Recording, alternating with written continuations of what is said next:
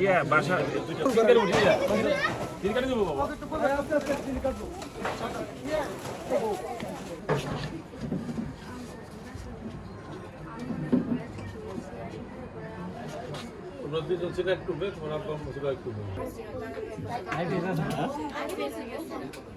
এসে যে ঘটনাটা দেখলাম এটা অত্যন্ত মর্মান্তিক এবং লোমহর্ষণকারী।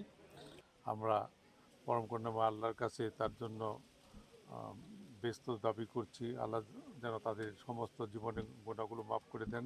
ওদের দেখাশোনার দায়িত্ব আমরা নিতে চাই।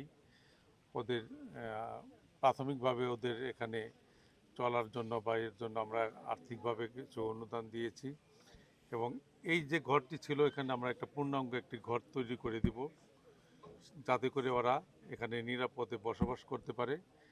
কারণ এই বাচ্চা ছেলেগুলো তো দিন দিন বড় হতে থাকবে। বড় হয়ে যদি নিজস্ব একটা ঘর না থাকে, চাচার ঘরে, মামার ঘরে বা খালার ঘরে কতদিন দিন থাকবে। এর জন্য ওদের পার্মানেন্ট থাকার জন্য একটি ঘর বন্দোবস্ত করা হবে, অতি দ্রুত আমি করে দিব এবং ওদের লেখাপড়া সহ যাবতীয় যত খরচ আছে এগুলো আমি বহন করব।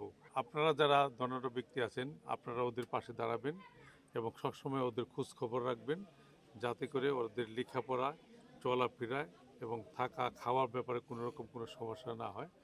আপনারা পাশে থাকবেন এবং ওদের দুইজনের দায় দায়িত্ব পুরা আমি বহন করতেছি।